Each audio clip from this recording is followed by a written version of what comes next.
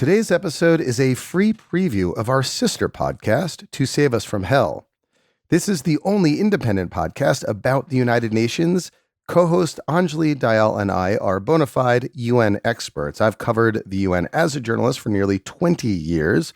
Anjali is a professor of international relations at Fordham University who teaches and researches and studies the UN. And with our powers combined, we bring you insights and analysis about all things United Nations that you simply can't find elsewhere. Full episodes of To Save Us from Hell are available exclusively to paying subscribers. You can get a subscription via globaldispatches.org following the links in the show notes of this episode, or if you're listening directly in Apple Podcasts, you can unlock a subscription in-app. What we're doing with this show is truly unique, and I hope that you will help us keep this show alive and sustain our coverage of the United Nations. Enjoy the episode. Having a Secretary General who is deeply committed to the institution, who knows they're going to be working at greatly reduced capacity, and who can advance the sort of future cause of international cooperation is going to be vital.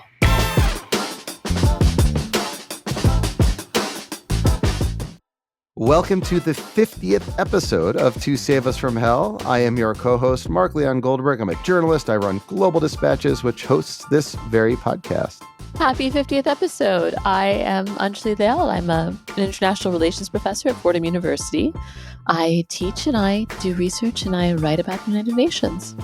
So I am pretty proud that we've now hit 50 episodes of this podcast, Anjali. You know, we started this about a year and a half ago, and we've built this cult following around the UN and among UN nerds. I love it when you out there reach out to me, reach out to us, and tell us how much you appreciated our content, how much you liked what we had to say. You learned something new. That's why we do this, Anjali.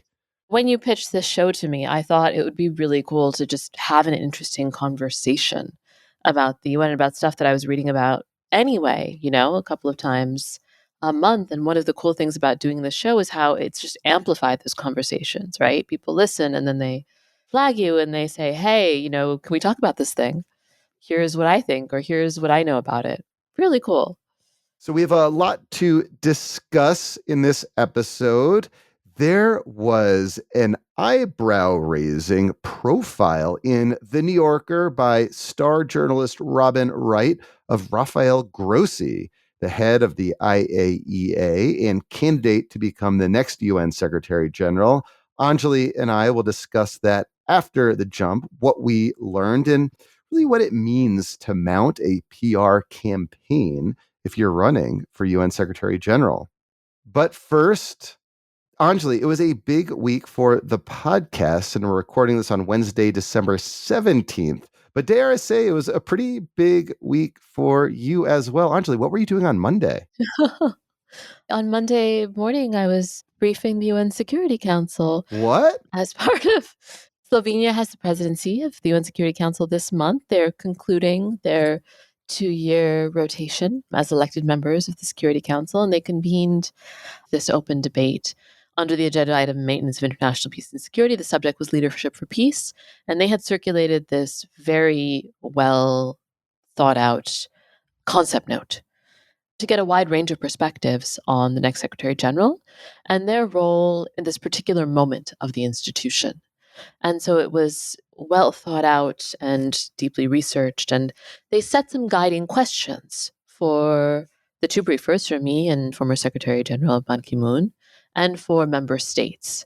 And the guiding questions were basically, first, how can the Secretary General best work with the Security Council in common pursuit of averting, mitigating, and ending armed conflicts?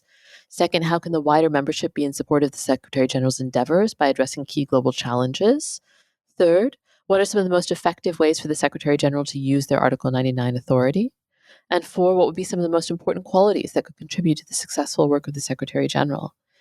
And one thing that I really found interesting about Ban Ki-moon's address is that he didn't at all hedge his comments.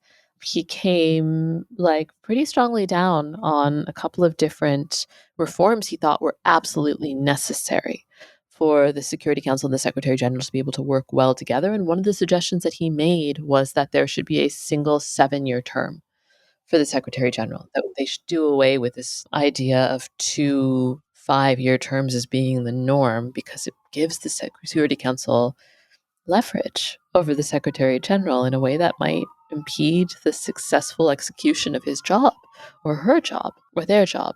That's a pretty bold.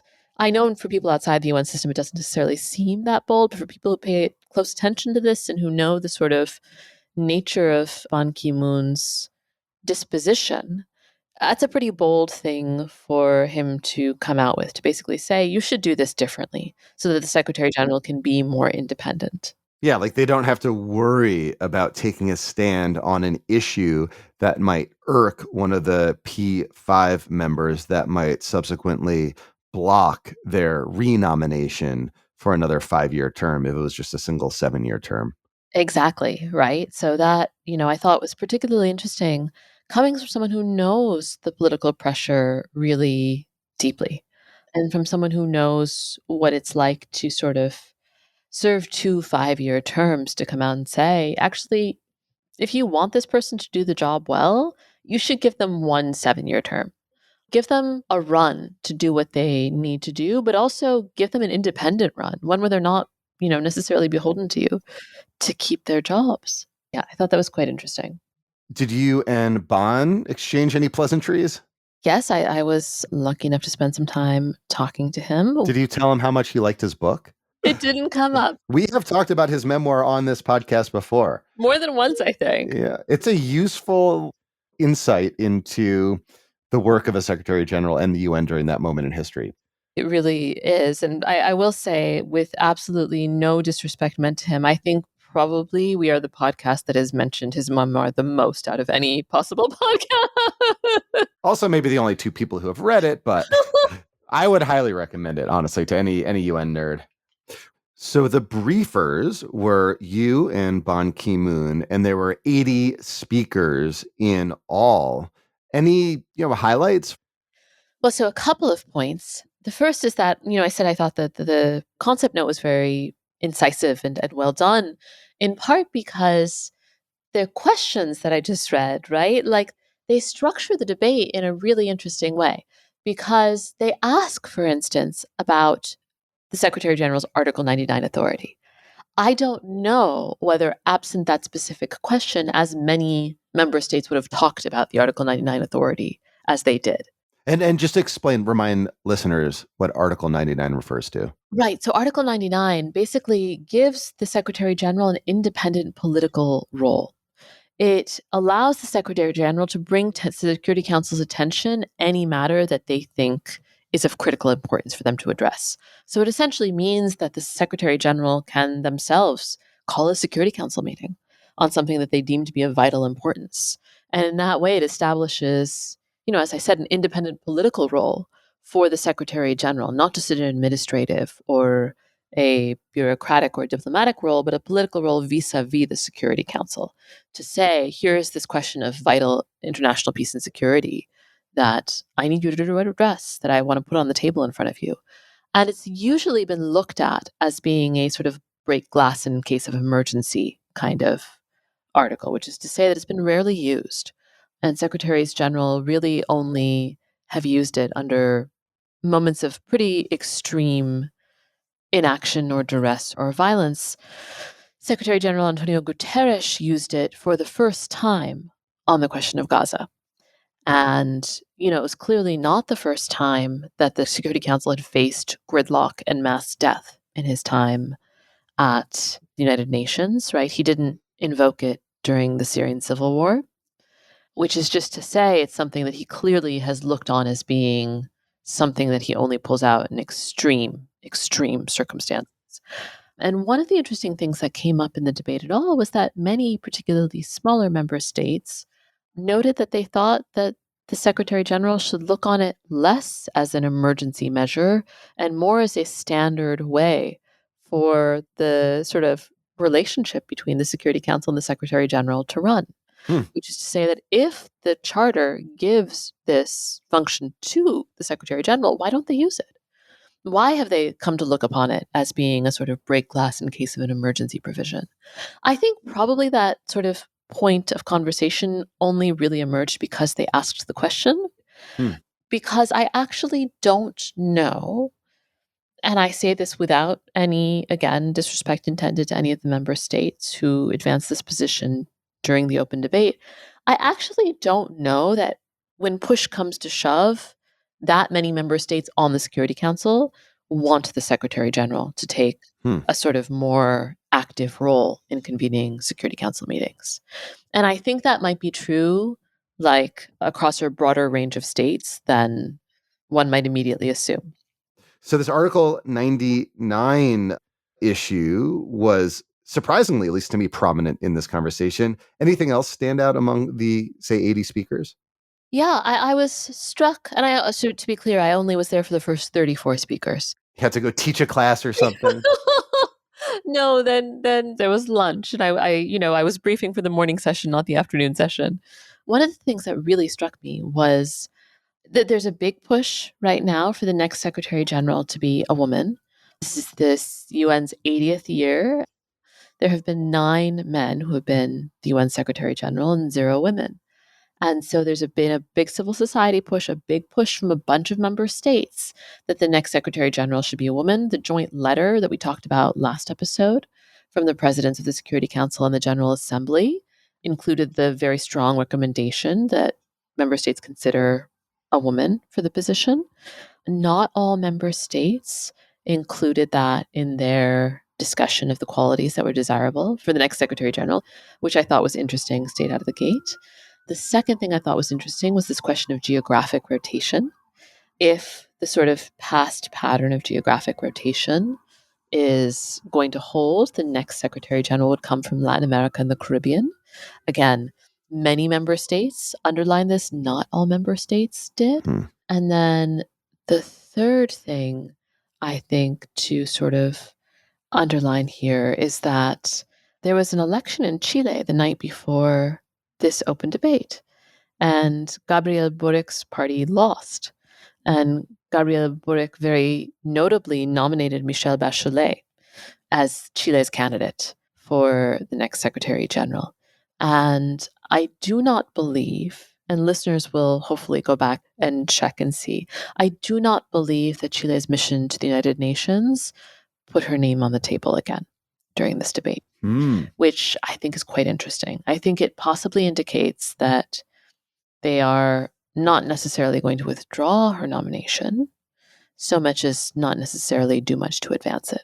Ooh, that's some nice intrigue there, Anjali. I think something we will certainly discuss at length when we go deep into our whole SecGen selection process episodes in 2026. Yeah. I do want to learn a little bit about what you told the Security Council. And Yeah. I'll note for listeners that we will play your full remarks at the end of the episode. But why don't you just give us a little bit of a teaser to encourage listeners to continue to the very end and listen to your full 6-minute or so remark?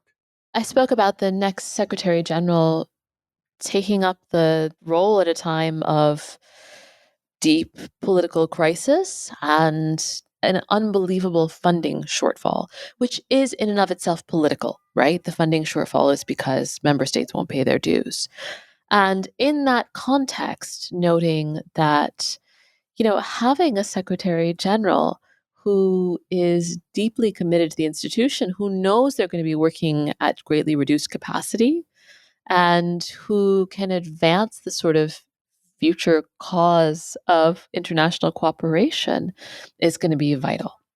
They had asked me to speak a little bit about the larger context of the organization, but they also asked me to reflect a little bit on what it means to look for inspiration and integrity in global leadership.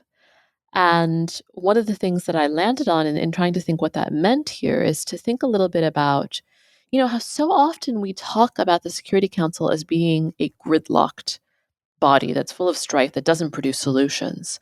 But at its inception, right, it's born out of a project of hope, and not the kind of hope that comes from not knowing any better, but the kind of hope that actually comes from seeing the worst and thinking there's got to be something better than this.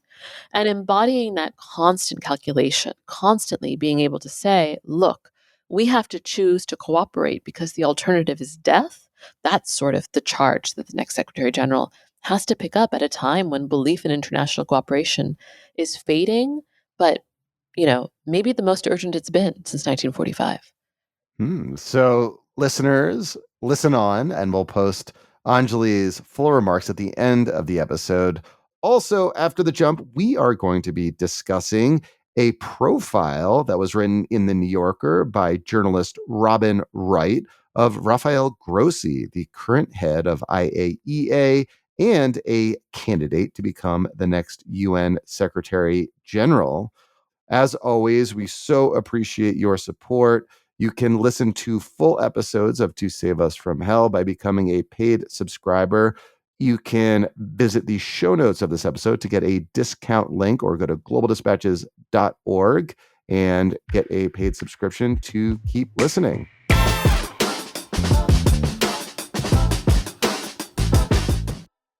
Thank you for listening to Save Us From Hell. The show is co-hosted by me, Mark Leon Goldberg, and Anjali Dayal. It is edited and mixed by Levi Sharp. Our cover art is by Sarah D. Michelle. If you've not already done so, please subscribe to our show via Substack at globaldispatches.org. We are sustaining this show by selling subscriptions to it via Substack. You can get a discounted subscription by going to globaldispatches.org/save us. You can follow the link in the show notes as well. And finally, if you'd like to discuss this episode with us, please visit globaldispatches.org and click on chat, where we'll be around to discuss what we discussed in this episode. Thanks, and be sure to tell friends and colleagues about To Save Us From Hell, a new podcast about the United Nations. I am of the view that UN leadership must more confidently reassert its active political role in diplomacy for peace, including mediating and settling crises. Member states must support this role and guard against situations in which only powerful countries dictate political settlements. And this needs to start here in this council and this chamber. If we are to truly promote leadership for peace, we must fundamentally reform and reinvigorate the way this council operates. It must be made fit for purpose for the 21st century world rather than the 20th century. The council has long been plagued by divisions and disruptive tactics. But the irresponsible way many states now disregard their obligations today is especially concerning. In particular, some permanent members of this council regularly undermine the United Nations Universal Peace and Security Mandate through their use of the veto to shield themselves, their allies, and their proxies from accountability. Without concrete reforms to curb the arbitrary use and misuse of veto power by permanent members, the United Nations' sense of helplessness will not be overcome. Civilians will remain unprotected in conflict. Impunity will still reign.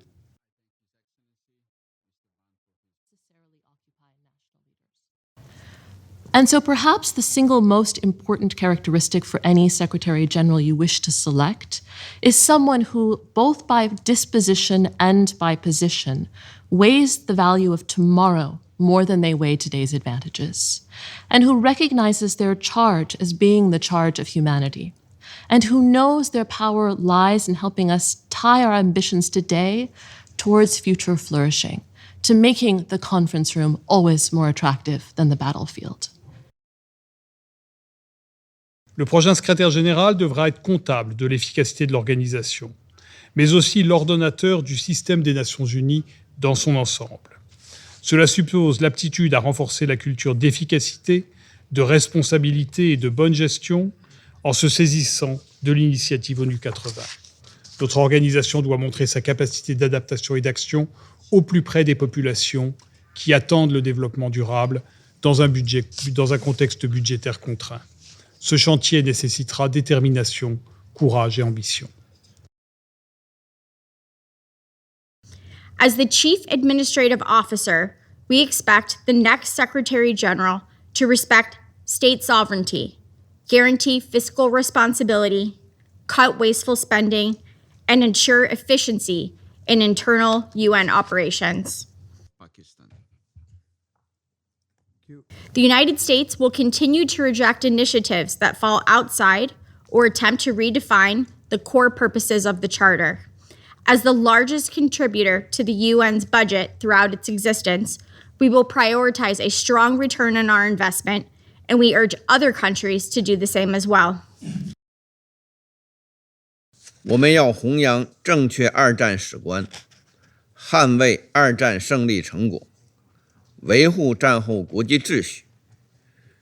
要遵守联合国宪章宗旨和原则，践行大小国家一律平等，反对单边主义、霸权主义和强权政治。要推进国际关系民主化，不断提高发展中国家在国际事务中的代表性和话语权。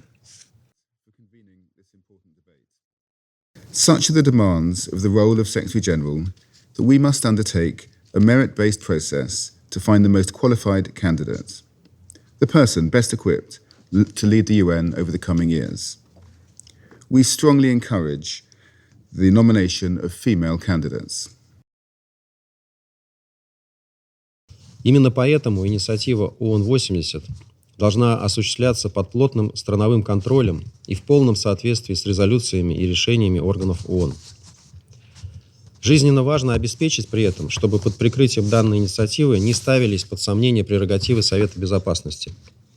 Ведь именно он в соответствии с уставом несет главную ответственность за поддержание международного мира и безопасности. Только на основе соблюдения принципов Устава ООН во всей их совокупности мы можем плавно перейти к подлинной и эффективной многосторонности, от чего выигрывают все государства мира.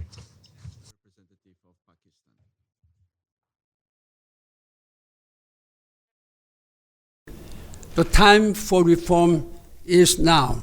I sincerely hope that member states of the United Nations, particularly the members of the Security Council, will pay due attention urgently on how to make United Nations more active, more trustworthy vis-à-vis the people of the world. Thank you very much.